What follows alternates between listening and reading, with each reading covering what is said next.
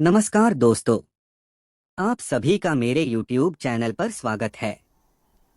आज मैं आपको बहुत भावात्मक कहानी सुनाऊंगा। इस कहानी को अंत तक जरूर सुनना, तभी आपको पता लगेगा कि हमारा समाज किस विचारधारा से भरा पड़ा है। आओ चलो कहानी शुरू करते हैं।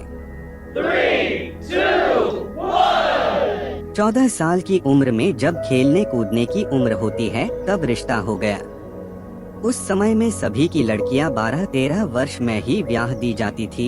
शादी का मतलब भी पता नहीं होता था, बस ये सोचकर खुश होते थे कि नए नए कपड़े मिलेंगे। माँ थी नहीं तो पिताजी ने बस जो थोड़ा सा घर का काम काज सिखाया वही आता था। शादी का दिन आया और बस सारी रस्मों के बाद विदाई का वक्त भी आ गया। रोते रोते डोली में बैठकर ससुराल पहुंच गई। इतनी आलीशान हवेली देखकर मन ही मन बहुत खुश हुई। तभी सासू माँ की आवाज आई, अरे जल्दी से कलश लाओ, बहू आ गई है। और मैंने घूंघट की आड़ से अपनी सास को देखा। आंखों से एकदम सख्त मिजाज की लग रही थी मुझे। सच मानो थोड़ा डर गई थी उन्हें देखकर। सारी रस्में खत्म होते होते रात हो गई थी। बिस्तर पर लेटते ही नींद आ गई। सुबह सुबह नौकरानी ने आकर जगाया था कि चलो रसोई बनाने की रस्म है। तैयार होकर रसोई में गई और खीर बनाई। सबने तारीफ भी की, पर सासू माँ ने कमी निकाल दी। साथ ही साथ हिदायत भी दे दी कि अब बचपन छोड़कर कुछ काम काज सीख लो। 15 दिन बाद मेरे पति को भी हॉस्टल जाना था, क्योंकि वह तब BA कर रहे थे। खैर अमर भी हॉस्टल चले गए और मैं अकेली रह गई अपनी सास और ससुर के साथ। बीच बीच में अमर चिट्ठी लिखते थे, पर पहले सासू माँ पढ़ती थी, बाद में मेरे पास आती थी। उम्र कम होने की वजह से इतना फर्क नहीं पड़ता था। मेरे अकेलेपन का साथी था आम का पेड़। हाँ, वही आम का पेड़ जो हवेली के पीछे के आंगन में लगा था। उस आम के पेड़ के नीचे एक कच्ची मिट्टी का कमरा भी बना हुआ था, पर वो पेड़ फल नहीं देता था, इसलिए सारे हवेली वाले उस पर मुझे न जाने क्यों उस पेड़ से बहुत प्यार था। जब काम से निवृत्त होकर कुछ फुर्सत के पल मिलते थे तो एक वही पेड़ मेरा साथी होता था। उसको देखते हुए मैं अपनी सारी थकान भूल जाती थी। 2 साल बीत गए और मैं 16 की हो गई। अमर की भी स्नातक की पढ़ाई पूरी हो गई थी। आज अमर वापस आ रहे। सासू माँ सुबह से ही तैयारी में लगी हुई थी। खुद ही रसोई में जाकर सारा जायजा ले रही थी। मैं भी बहुत खुश थी कि अब मुझे अकेले नहीं रहना पड़ेगा। 16 श्रृंगार के साथ में पूर्ण स्त्री की तरह महसूस कर रही थी। आज मांग का सिंदूर कुछ अलग ही लालिमा लिए हुए था। शायद वह लालिमा मेरे चेहरे पर भी दिख रही थी। तभी तो मेरी सास ने मुझसे कहा कि जा अपनी नजर उतरवा ले, अमर आ गए हैं। हवेली की हलचल से पता चल गया था मुझे। खाने पीने से निवृत्त होकर सब आराम करने चले गए। अमर भी कमरे में आ गए थे और मैं बस शर्म से लाल हुई जा रही थी। तभी अमर ने मुझे तोहफा दिया, एक सुंदर लाल साड़ी। पर मेरे लिए तो अमर का वापस आना ही सबसे बड़ा तोहफा था। हमने ढेर सारी बातें की जिनमें कुछ शिकायतें थी, कुछ प्यार था। समय बीतता गया और 2 साल कैसे बीत गए पता ही नहीं चला। अमर और मैं एक दूसरे के साथ बहुत खुश थे। एक दिन अचानक पता चला कि मेरे पिताजी बहुत बीमार हैं। अमर मुझे लेकर तुरंत रवाना हो गए। पिताजी मुझे देखकर बहुत खुश हुए, जैसे मेरे लिए ही अपनी सांसों को रोका हुआ था। और फिर मुझे अमर के हवाले करके वो इस दुनिया से चले गए। भीगी आंखों से अपने पिताजी को विदा किया। अब मेरा सब कुछ अमर और उसका परिवार ही था। समय गुजरता गया और अमर ने अपनी लॉ की पढ़ाई भी पूरी कर ली और अब वो सरकारी वकील कहलाने लगे थे। पर भगवान ने मुझे अभी संतान सुख नहीं दिया था। अभी तो सासू माँ दबी जुबान में बोलती थी, पर धीरे धीरे उन्होंने अपना रुख कड़ा कर लिया।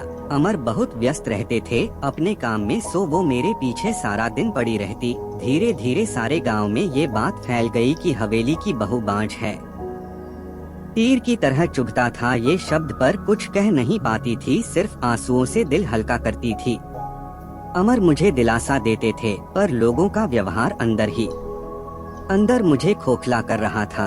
अभी मेरी उम्र ही क्या थी, सिर्फ 19 साल, और लोगों ने मुझे बांझ बना दिया। बचपन से ही शरीर से दुबली पतली थी मैं। फिर माँ के मरने के बाद ठीक से पालन पोषण भी नहीं हो पाया था। एक दिन अमर जब दोपहर के खाने पर घर आए तो सासू माँ ने फरमान सुना दिया कि हम अमर की दूसरी शादी करेंगे। उफ, इतना बड़ा धोखा अमर कैसे दे सकते हैं? मुझे नहीं, ऐसा नहीं हो सकता है। बत्ती बुझा दो, मुझे सोना है। अमर, कुछ बात करनी है आपसे। मैं थक गया हूँ धानी, मुझे सोने दो। अमर, क्या आप दूसरी शादी करेंगे? धानी, मैंने कहा ना सोने दो, मुझे थक गया हूँ मैं तुम सब लोगों की चिक चिक सुनते सुनते। उधर माँ है और इधर तुम, परेशान हो गया हूँ मैं, मन करता है आत्महत्या कर लूं।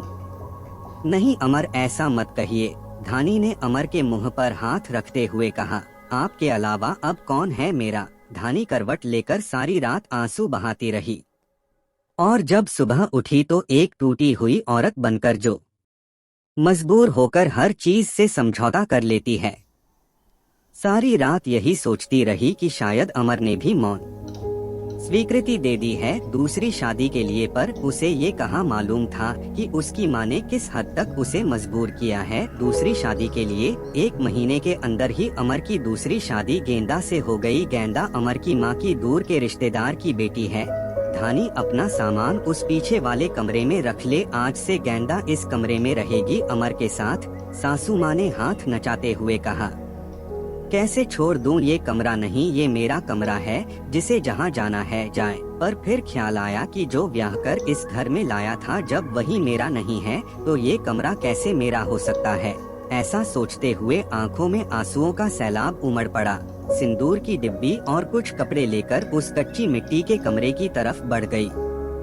सामान एक कोने में रखकर खिड़की पर बैठ गई और उस आम के पेड़ को देखते हुए उसको निहारने लगी।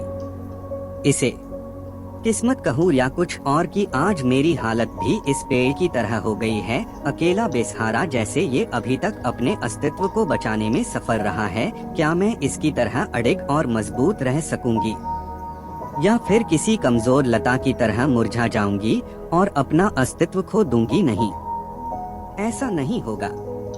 मैं मजबूत रहूंगी। जब ये बेजुबान पेड़ सबसे लड़ सकता है तो मैं क्यों नहीं? अपने विचार श्रृंखला से बाहर आते ही मैंने अपने आप को संभाला और हर स्थिति से लड़ने के लिए तैयार किया। दिन गुजरते गए और मैंने घर के कामों में अपने आप को व्यस्त कर लिया। अपनी कोठरी के आसपास खूब सारे पेड़ लगाए और बाकी बचे हुए समय में उन पेड़ों की देखभाल करने लगी। साथ ही उस आम के पेड़ की खास देखभाल करती थी। गेंदा एक सुलझी हुई लड़की है, वो जब भी मुझसे बात करने के लिए आती मेरी सासू माँ उसे बहाने से बुला लेती। अमर पहले से भी ज्यादा व्यस्त रहने लगे थे, मुझसे बात तो करते थे पर एक पछतावा हमेशा उनकी आंखों में दिखता था। शायद मेरी हालत देखकर बुरा लगता था उन्हें, पर माँ के खिलाफ जाने की हिम्मत नहीं जुटा पाते थे। गेंदा के दिन खुशी से गुजर रहे थे और मेरे दिन बस गुजर रहे थे और देखते ही देखते वो दिन भी आ गया जब गेंदा ने खुशखबरी सुना दी कि वो माँ बनने वाली है। पूरी हवेली में त्योहार जैसा माहौल हो गया। सारे नौकरों में तोहफे बांटे जाने लगे।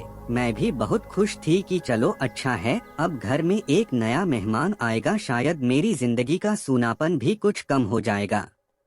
गेंदा बहुत कमजोर थी और उम्र भी 16 साल, उसे बहुत तकलीफ होती थी। अब सासू माँ का आदेश था कि उसकी अच्छे से सेवा की जाए जिससे कि उसकी कमजोरी दूर हो सके। सारी देखभाल के बाद भी गेंदा का वजन कुछ खास नहीं बढ़ रहा था। एक दिन चिंतित होते हुए मैंने अमर से कहा भी कि गेंदा को शहर में किसी अच्छे डॉक्टर को दिखा लाओ, पर सासू माँ ने ये कहकर मना कर दिया कि हमारे भी बच्चे घर पर हुए हैं और अमर की वही पुरानी आदत की अपनी माँ के खिलाफ वो जा ही नहीं सकते थे। एक दिन गेंदा की तबीयत कुछ खराब होने लगी, उसकी सांस बहुत फूल रही थी।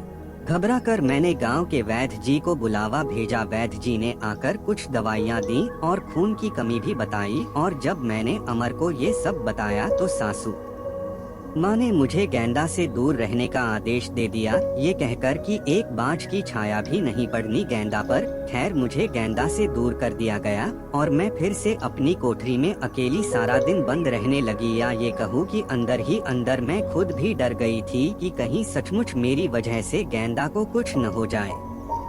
कुछ दिन बाद रात में नौकरों का शोर शराबा सुन के मैं आंगन की तरफ भागी, देखा तो गेंदा के प्रसव का समय आ गया था। गांव की बूढ़ी औरतें और दाइयों को बुलाया गया। पूरी हवेली में हलचल का माहौल था। मैंने अमर की तरफ देखा, बहुत डरे हुए लग रहे थे। मैं उनके पास गई और उन्हें थोड़ा धैर्य रखने को कहा।